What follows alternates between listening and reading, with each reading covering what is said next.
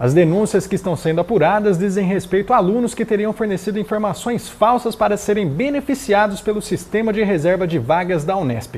Professor, como essas denúncias chegaram até a reitoria e quais são as características desses casos? A primeira, as denúncias chegaram por intermédio do Ministério Público a partir de uma denúncia feita por uma organização chamada Educafro, que é uma organização de atuação política na denúncia do racismo e nas ações políticas afirmativas de defesa da população negra, notificou o Ministério Público de que havia ocorrência de fraudes na Unesp. Então a Educafro entrou em contato com o Ministério Público e nós fomos notificados. Em função disso, a universidade montou uma comissão que eu faço parte, para poder fazer a apuração e pensar critérios de averiguação das denúncias. Então esse é o primeiro momento.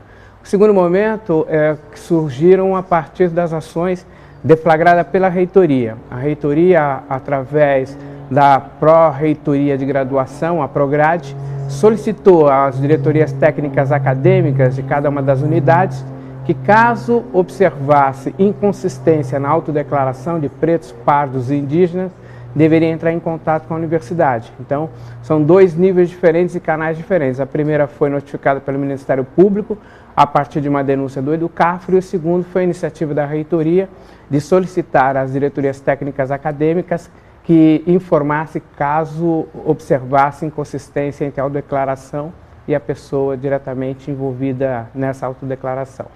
O sistema de reserva de vagas da Unesp ele beneficia estudantes de escolas públicas e também resguarda algumas oportunidades para alunos pretos, pardos e também indígenas. As fraudes que estão sendo apuradas, elas dizem mais respeito ao aspecto de escolaridade ou ao aspecto étnico dos candidatos? Autodeclaração. O que é que tem sido observado? Na autodeclaração, sempre houve uma autodeclaração como sendo o aspecto mais importante da identificação cultural, da identidade das pessoas. Então teve sempre a autodeclaração. O Ministério Público observou que havia fraudes na autodeclaração. A pessoa é branca, então ela se autodeclara parda ou se declara negra. Para que isso possa ser checado, definiram-se critérios que se chamam de heterodeclaração. Então, para que você pudesse ter mecanismos e critérios os mais objetivos possíveis para poder fazer essa averiguação, optou-se pelo fenótipo. Então, são aspectos característicos. De modo geral, quanto mais parecido com o negro, mais a pessoa tem como confirmar a sua identidade. A teoria é muito simples, ela parte do pressuposto de quanto mais é escura a pele da pessoa, mais obstáculos ela tem na construção da sua cidadania. Então, a orientação do Ministério Público é essa, que você crie mecanismos e critérios de heterodeclaração baseada no fenótipo das pessoas. E professor, qual que é o maior desafio em apurar esse tipo de ocorrência?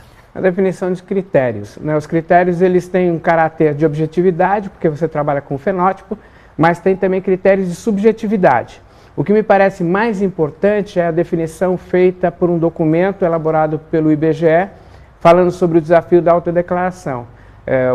Eles recuperaram um texto de um grande teórico do passado, chamado Horaci Nogueira, que dizia que no Brasil nós temos o racismo e o preconceito de marca.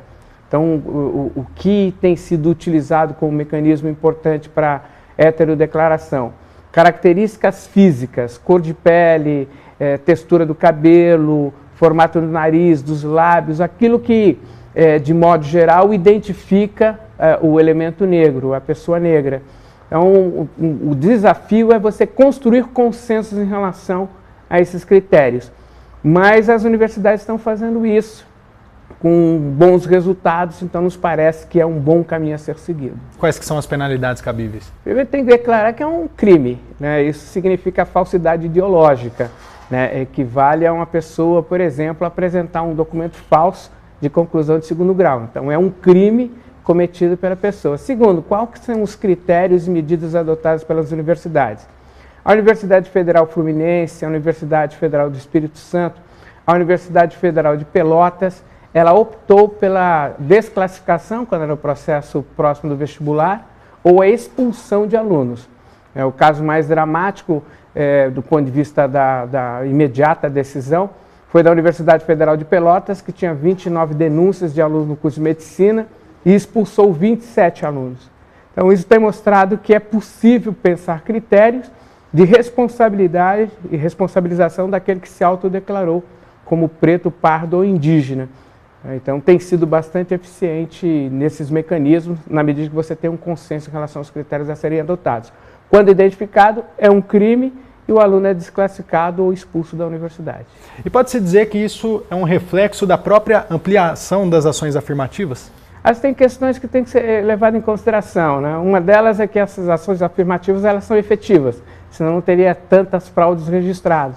Elas são efetivas, os estudos mostram que ela é extremamente positivo do ponto de vista do aproveitamento do aluno e o clima que ele cria na universidade.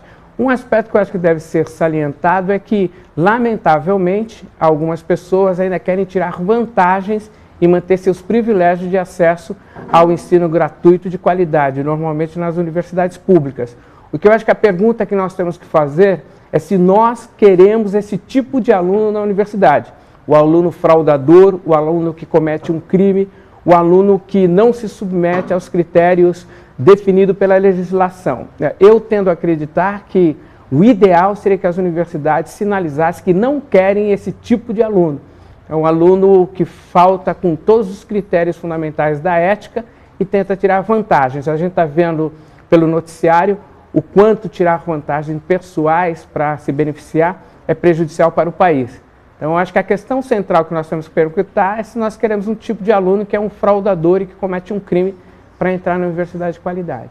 Na semana passada, a Faculdade de Direito da Universidade de São Paulo aprovou a adoção de cotas raciais na seleção. Qual que é a importância de um tipo de ação como essa chegar a um espaço, por exemplo, como é o da Universidade de São Paulo, e de que forma isso contribui para a expansão dessas políticas? Daí se considerar que ela está resistindo bastante. As primeiras experiências de 2002, a Universidade Estadual do Rio de Janeiro, a lei é de 2012 e agora a Faculdade de Direito tomar essa decisão. É extremamente importante.